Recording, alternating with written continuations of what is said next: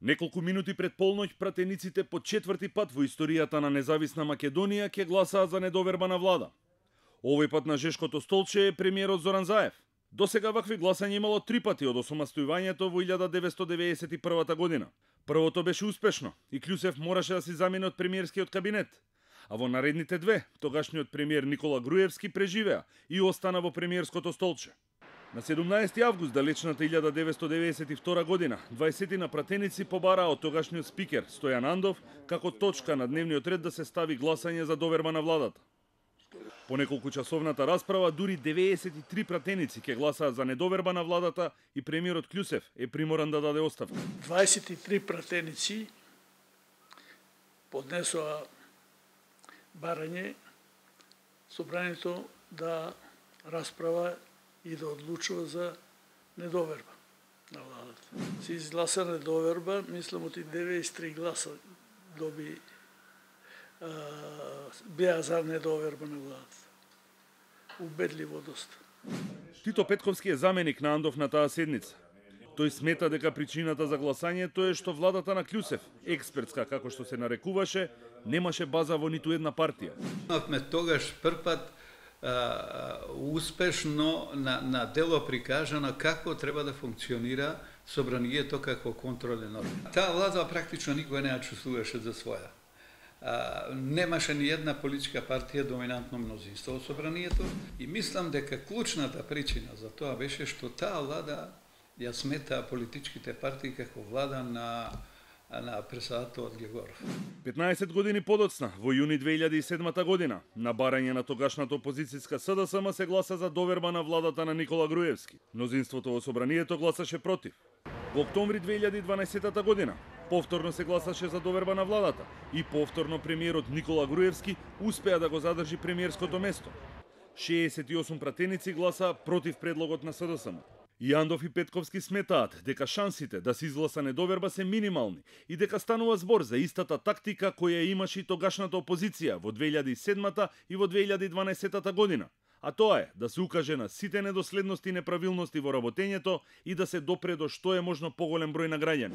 Ова сакат да ги испробат силите, а при тоа они размислуваат и за тоа што одговорницата се каже за владата и дали кај граѓаните нема да нешто се промени во ставот, ама тоа не може се провери, меѓутоа тоа има еден вид добра пропаганда, добар маркетинг, да кажеме. Двајцата поранешни председатели на собранието се на ставот дека барањето за гласање доверба е само параван за ВМРО ДПМН да се врати во парламентот и да ја прекине блокадата, а истовремено и да се оправда пред членството. Ако одбијат да влезат за интерпелација, е невозможно ако поставиле они тоа, на сега ако поднели интерпелацијата, морат да влезат. А ако влезат, нема ништо друго да се случи од тоа што се случувало веќе и ќе останат во парламентот, ќе работат нормално. Значи, овдека мислам дека клучната причина, според мене, зошто ВМРО ДПМН покрена прашање за недоверба, изгласување недоверба на владата, се од натрешно партиски причини.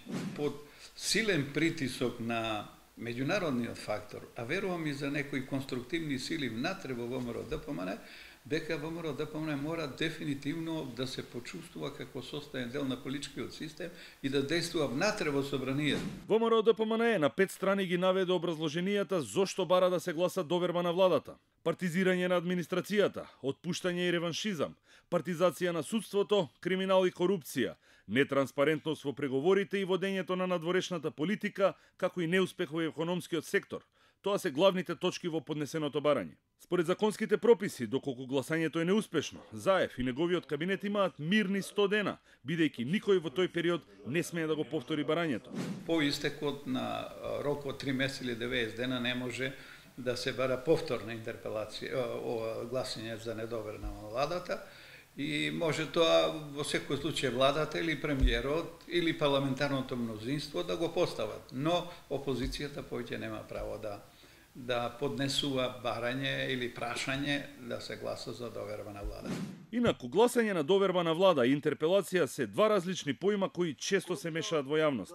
Разликата помеѓу интерпелација и гласање за недоверба на владата е во тоа што за интерпелација најмалку треба 5 подписи од пратеници за да се стави на дневен ред на собранието. И во тој случај, значи, против министрот или носител на јавна функција, против кого е покрената интерпелација, има право во рок од 15 дена да даде одговор на прашањата кои што се содржани во причините за интерпелација и откако ќе ги добие председателот на собранието одговорите на нападнатиот, условно речено, нели, министер или носител на функција, тој има право во рок од 15 дена да одговори. Значи, целокупната таа постапка, според статутот, според уставот и деловникот на собранието, треба да се спроведе од практично од 1 месец. Додека за прашање на одговорност на влада, односно да се гласа за недоверба на владата, ќе треба најмалку 20 подписи од пратениците. Пред да го почнат бојкотот на работата на собранието, пратениците на опозицијската ВМРО ДПМНЕ поднесоа интерпелација за работата на 6 министри од владата на Заев. Арбен Таравари, Роберт Аладјозовски, Садула Дураку, Драган Тевдовски, Мила Царовска и Љупчо Николовски. Сите интерпелации беа одбиени.